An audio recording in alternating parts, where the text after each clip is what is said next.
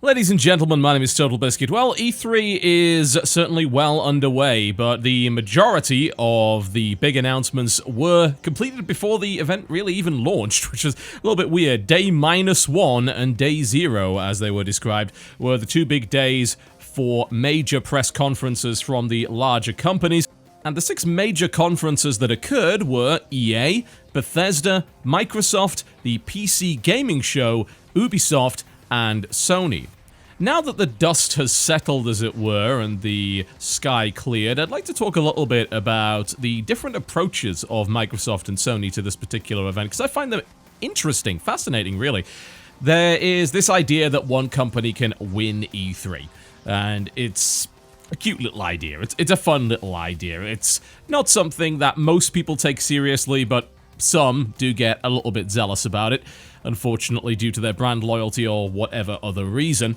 This year, many people said that Sony won E3. Well, I'd like to analyze why they believe that, and also the fundamentally different approach to presentation Sony took to somebody like Microsoft, and compare and contrast the business strategies of those two companies going forward over the next few years, because they have, for the longest time, been very similar.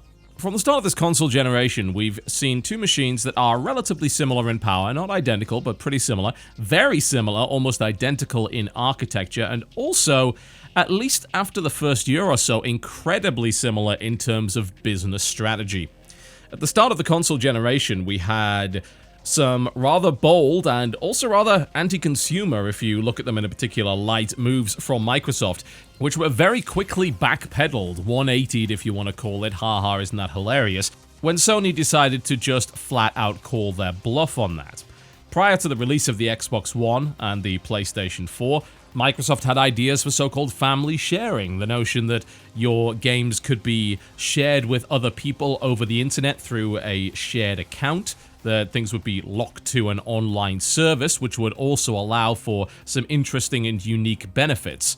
That said, they had also made some rather worrying steps towards eliminating used games completely from the market, which again is something that, for the time being anyway, they have decided to put on the shelf, as Sony decided to flat out say, nope, we're gonna still allow you to do that, and gained rapturous applause from the majority of the console audience. Understandably so, considering the culture within console gamers to trade in games and buy games secondhand. Not something that PC gamers have really been able to do for a long time. It's something that we've adapted to and actually gained a great deal of benefit from due to the incredibly low prices that we often now get from PC digital distribution platforms and bundling programs.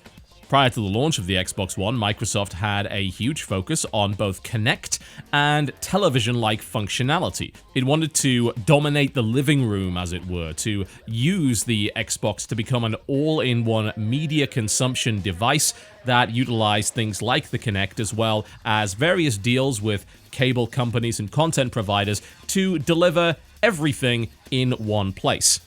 Did that work out for them? Well, no, it did not, and there is neither hide nor hair of either of those strategies anymore. They simply vanished quietly into the night. We don't hear anything else about the ability to watch sports and make fantasy teams. We don't hear anything about motion-controlled games using the brand new Kinect. Microsoft unbundled the console quite some time ago from the Kinect and lowered the price, essentially in doing so marking the end of any serious push for Kinect development. The announcement of the Xbox One S, a slimmer Xbox, has actually made things even worse for anyone that was intending to purchase a Kinect. The device is $50 more expensive if you pick it up with the Xbox One S, because they have removed the Kinect port from the console entirely. In order to continue to use the Kinect, you're going to have to purchase a USB 3 adapter for the device, which currently costs $50. These are just several examples of the homogenization of the major console market, the lack of difference between the Xbox One and the PlayStation 4. Microsoft was the one making the innovations, yet they had to backtrack and put on the shelf almost every single thing that they did. Now, I'm not necessarily saying that their innovations were good. Many of them were not. Many of them were arguably very anti-consumer things. But it is a little sad, nonetheless, to see that both of these companies, for years now, have created an incredibly similar console market. Some people have claimed this is the most boring console generation to date. It's a very subjective idea, certainly, but it's hard to argue that the PlayStation 4 and the Xbox One really advanced gaming as a whole. There's very little substantial that the PlayStation 4 and the Xbox One can do that the PlayStation 3 and Xbox 360 could not. There's obviously a major jump in power, but what has that achieved? What did that allow gaming to do? How did it advance the medium? Well, it's difficult to come up with an answer to that. However, it seems that this dynamic is about to change, and the two E3 press conferences that got people talking the most were, unsurprisingly, Microsoft and Sony, but for very different reasons, because both companies took a fundamentally different approach to their press conference this year. So firstly, I'd like to break down what that approach is, and then discuss the implications, as well as talk a little bit about this concept of who won E3, and what it is that consumers actually want out of this show. Now, I would assert that Sony was the company that made the biggest changes from its usual strategy of E3 presentations. Sony is known traditionally for very long conferences, very wordy conferences, very self-indulgent conferences. That's not necessarily a bad thing. Ultimately, they're on the stage to try and market their product to you. That is the purpose of E3. And being very detailed and being able to show a huge amount on the stage is not necessarily a bad thing. But I'd like you to compare the length of the Sony press conference from 2014, 2015, and 2016, because it is quite a significant difference. In 2014, the Sony E3 press conference ran for just over 2 hours, despite there being no major paradigm-shifting announcements such as major new hardware. In 2015, the conference was somewhat shorter, the PlayStation E3 experience coming in at 1 hour 49 minutes. These are, by the way, excluding the pre-shows that these events sometimes have. For the 2016 presentation, if you cut out the pre-show, Sony's presentation lasted just over an hour. It's one of the shortest presentations that Sony has given in recent memory, and it is, in my opinion, a fundamental change in direction for the company. It's not just the length of the presentation that differs fundamentally from what Sony has done before either. What we have is a style of presentation that is focused almost entirely on spectacle and laser-focused on showing rather than telling. This was a conference which barely had any conferencing of any description in it. The amount of actual spoken word given by a presenter on stage clocked in at under 10 minutes. Bear in mind, a fairly significant portion of that time was also used to memorialize the victims of the Orlando mass shootings. This is Sony at its absolute least wordy. It's Sony with one idea in mind and one idea only. Show games. Nothing but show games. And do so in the way that can wow people the most effectively. The way they chose to do that was to have a giant hall, a huge audience, and a full orchestra conducted by none other than Bear McCreary, the composer of, amongst other things, the wonderful and somewhat iconic soundtrack of Battlestar Galactica. This was games as art. This was showing the work of the developers off in the purest possible form with bare minimum interruption and almost no interference of any description. Sony allowed the games to speak for themselves, adding only a bare minimum of context and commentary where necessary. Conspicuous by its absence was any description of changes to their services, announcement of new hardware or accessories, and any discussion at all of future business strategy. This was an interesting decision considering that Microsoft, at the end of their show, announced Project Scorpio, which to many people is seen as the next generation of console. However, is again a fundamental shift in the way that consoles are developed and released. It's a paradigm shift in the life cycle of these machines. Sony, rather than trying to engage them head-on in this respect, decided to completely and totally ignore it. The only thing, really, that could be construed as a business model announcement would be the focus on virtual reality. Of course, there was a confirmation of the price tag of this device, the PlayStation VR, that we already knew, honestly, and a little discussion, but for the most part, it was a case of showing various sizzle and teaser trailers for upcoming VR titles, emphasizing that this would be the future way to play games on the system that you already own. Now, I'll talk a little bit about the general reaction to this presentation later, but before I do that, let's talk about what Microsoft did. Well, Microsoft presented a very traditional E3 press conference. It was a mix of showcasing titles, both first and preferred third party. They announced hardware, two pieces of it in fact, the slimmer Xbox One and at the end the more powerful Project Scorpio, and they spoke at length on two particular topics.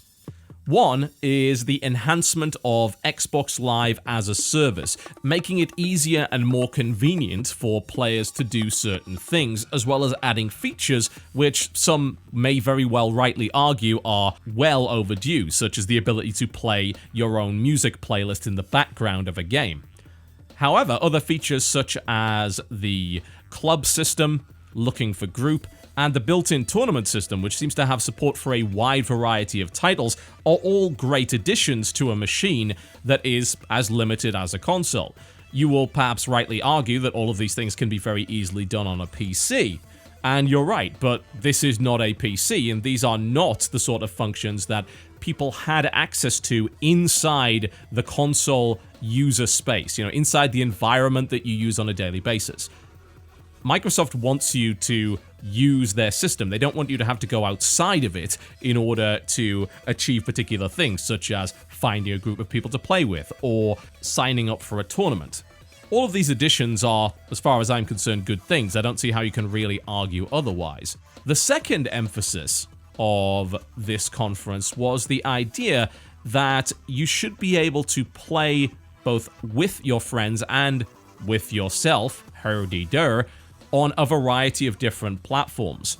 This presentation by Microsoft was the strongest show of support for PC as a platform yet, pushing a large number of what would have previously been Xbox One exclusives to the Windows 10 platform. Not only that, but they announced that the purchase of an Xbox One version of said games would also give you access to the Windows 10 version for free, and that there would be a great deal of cross-compatibility when it came to multiplayer between the two different platforms.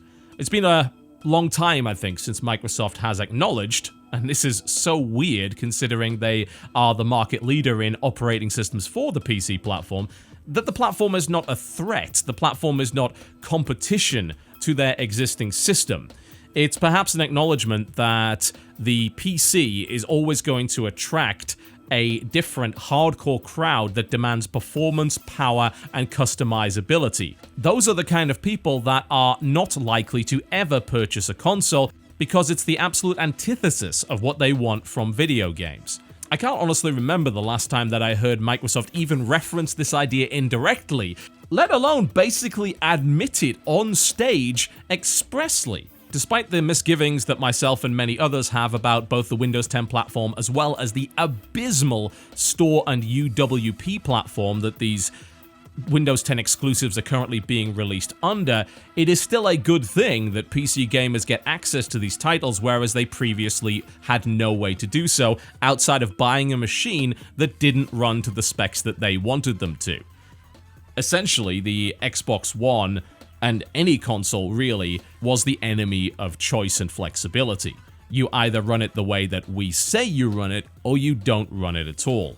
Microsoft has now finally changed its tune in this regard, not only by allowing PC gamers access to these previously exclusive titles, but also committing to what I call a half generation of machines with the announcement of Project Scorpio.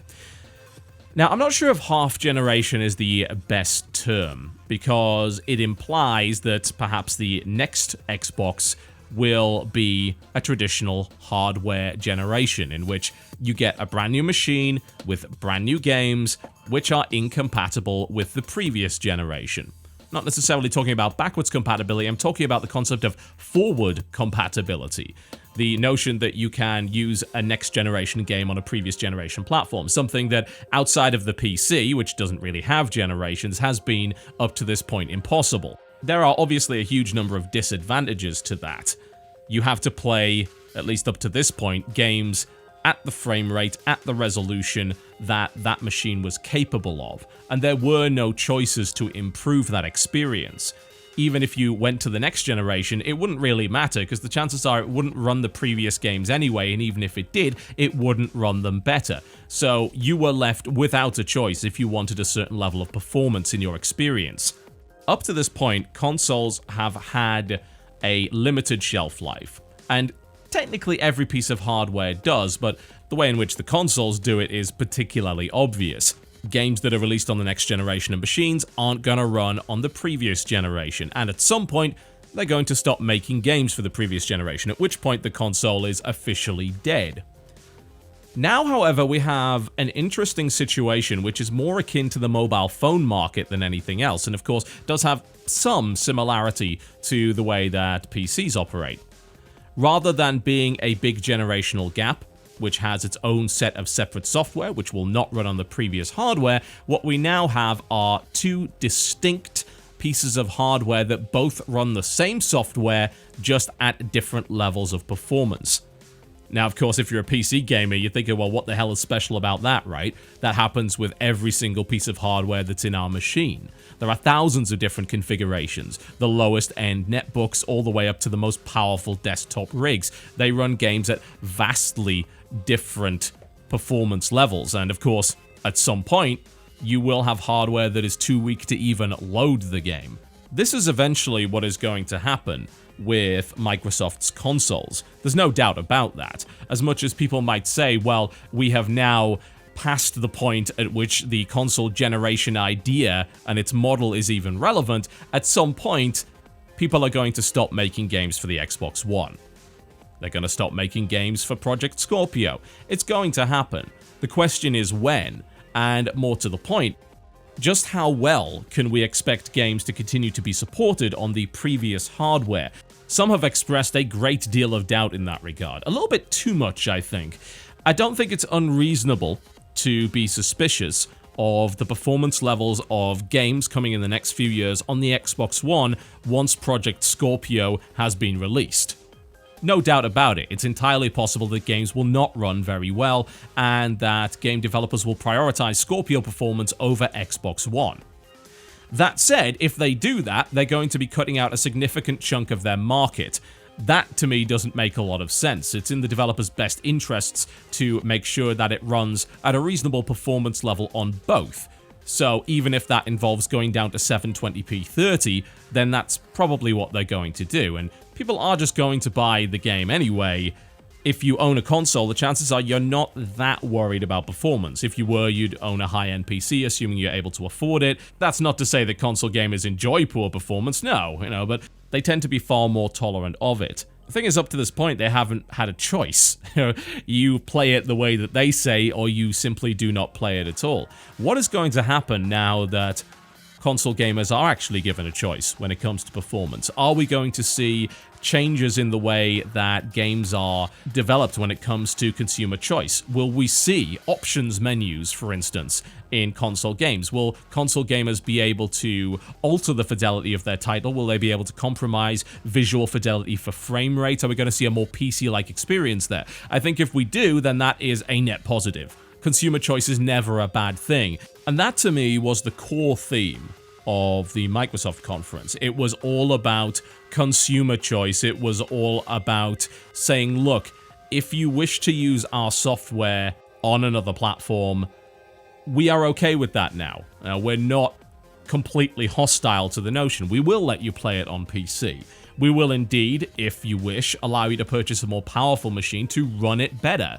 But it will still be compatible with the older software and vice versa. At some point, Xbox One will be phased out, at which point that choice will cease to be a part of the market, but I wonder how many different Xbox consoles will be out by that point. 2017 is the release date of Project Scorpio, My question is not about Project Scorpio, but what comes after Project Scorpio, and how often we can expect to see these iterations on hardware that ramp up the power. The last console generation was one of the longest in history. It was abnormally long. Most console generations last anywhere between about 3 to 6 years. 8 years, which was the length of the previous console generation prior to the new machines coming out, is extremely lengthy, and the machines were certainly showing their age by that point. Right now, the PlayStation 4 and the Xbox One are showing their age in many ways as well, especially with the advent of VR. The demands of VR are not something that the current generation of consoles can handle alone.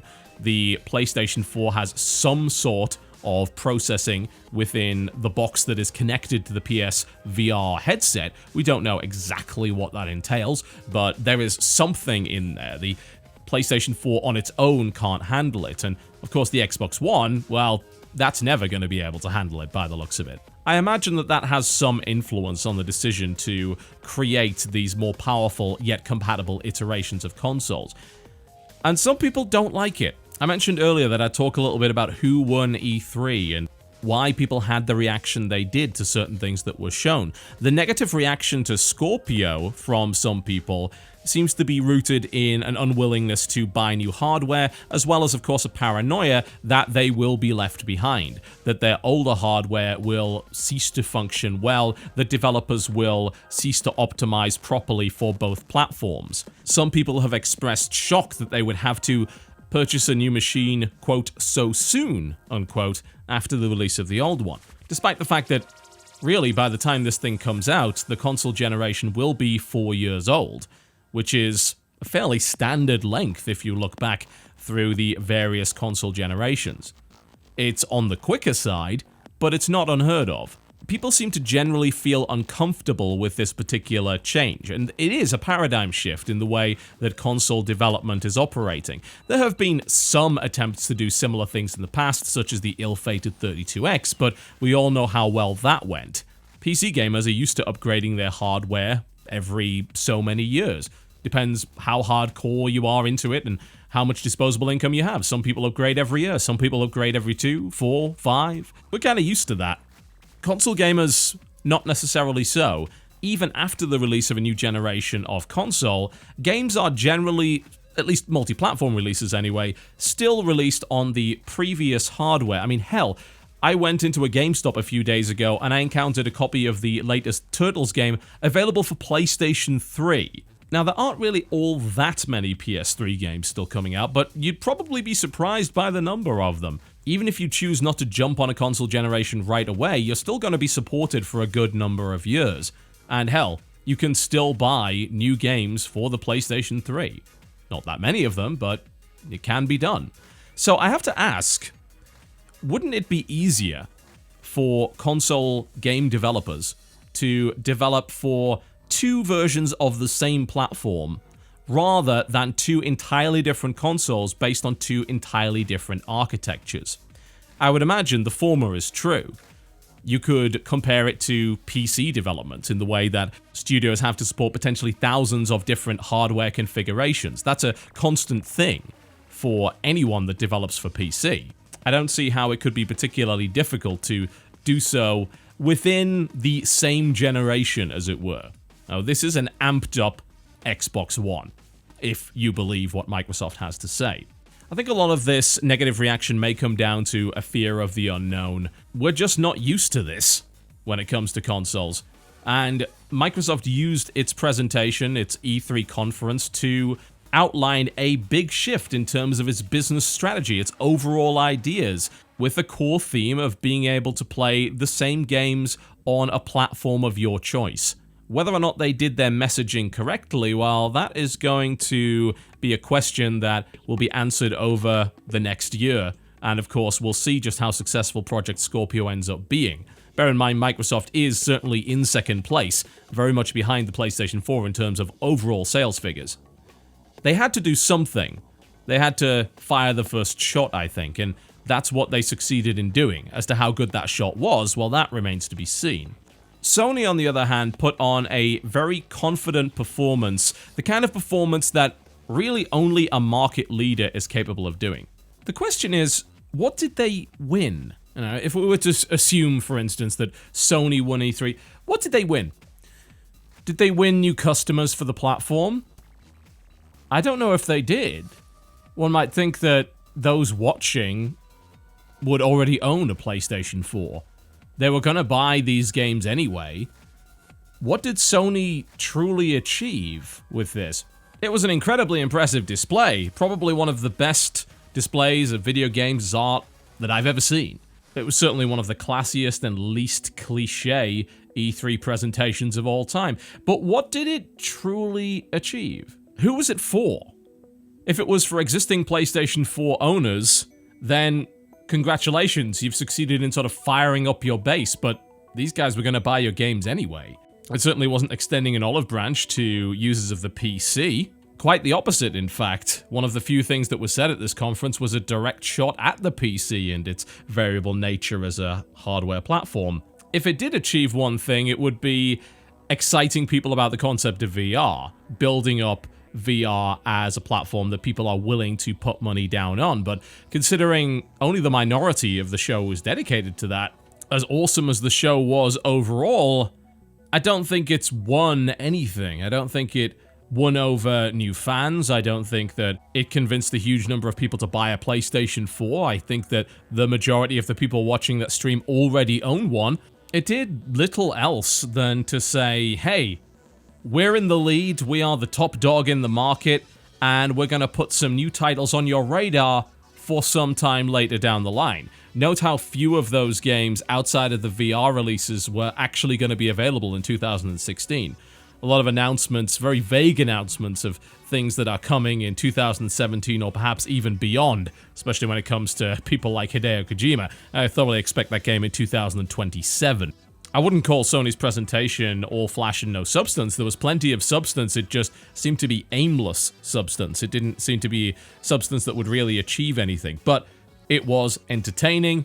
A lot of people liked it, a lot of people enjoyed the show, but it does very much make me wonder exactly why Sony would go to such expense just to give people a fun time. They are a company after all. It doesn't necessarily seem to be in their best business interests to engage in mere fan service, which, if you boil it down to what it was, that is what the Sony conference was all about. That isn't by any stretch a bad thing. It was an hour that I very much enjoyed. It was an hour that, frankly, I'm pretty much incapable of snarking about for the most part. It's an hour that evaporated cynicism on my part as well as many others, no doubt, as it reminded us of how awesome video games can truly be. That said, it seems abundantly clear that Sony's strategy is just play the game, whereas Microsoft's appears to be change the rules of the game. Will that work out for them? Well, it may. While Sony is certainly enjoying a great deal of positive PR and press at the moment, one has to wonder if something more long-term would have made more sense. Microsoft seems to have a plan for the next 5 or so years, and it seems like a pretty reasonable plan in my eyes. I would imagine Sony has such a plan as well, but they certainly did not choose E3 as the venue to reveal it. Microsoft's conference may very well not have been as exciting. It certainly was by no means as much of a spectacle, and it definitely suffered from traditional E3 cringe and PR nonsense, but it was a more practical show, I felt. During the Xbox presentation, I felt that I'd learned something, whereas during the Sony presentation, I felt that I'd simply sat there, consumed, and enjoyed. A bad thing? No, certainly not, but when you think about who wins E3, the answer should always be the consumer. And if you're to look at the two conferences, in reality, one of them presented some fairly bold pro-consumer decisions and changes in business practice, and the other presented us games that we can eventually buy. I asked at the start of this video what it is that people really wanted out of E3. I think from the reaction online, it's obvious that people still just want to be excited. People love to indulge in the hype. Bear in mind, this is a show where people get genuinely upset about leaks because they consider them spoilers. This is a show that is solely about selling you products, and yet there are some people that view it as a grand tale that can be spoiled, as something that needs to be protected and venerated, rather than being seen as the gluttonous marketing opportunity that it truly is. It's a very cynical viewpoint, but one I think that's justified and certainly wise considering how many broken promises E3 tends to create over the years. It's interesting to see just how good certain companies have got at turning marketing into entertainment, in creating hype to the point where it completely overrides common sense. And yet, I'm not going to lie, I thoroughly enjoyed the Sony presentation. I enjoyed being sold to. I didn't learn anything, but I immersed myself in the spectacle of it all, and I can understand completely why so many people enjoyed the show. I feel like a sucker for doing so, really. I know exactly what they're trying to do. I can see behind the veil, I'm sure so many can, and yet we willfully allow ourselves to indulge in it anyway, I think, because we love this medium as much as we do. If I look at this from a purely consumer perspective, the people that won were undoubtedly Microsoft. They offered the most to the consumer. They made the most decisions that are beneficial to us. Yet I don't think it's going to be remembered that way. I don't think that the majority of people believe that or will ever. Because at the end of the day, Sony managed to capture the thing that's inside so many of us, especially those around my age, and that is the sense of wonder we experienced as children watching our medium evolve before our very eyes. It's been doing that for a while now, but I think a lot of us look to recapture that feeling whenever possible, and Sony managed to tap into that. They absolutely understand not only how to generate that feeling, but also how to exploit it. And honestly, it seems like a lot of us are willing to be exploited, as long as we can get just a little bit more of that feeling every once in a while. My name has been TotalBiscuit. Thank you very much for listening. If you enjoyed this video, by all means, do feel free to click the like button. If you did not, the dislike button is right over there. And I'll see you next time.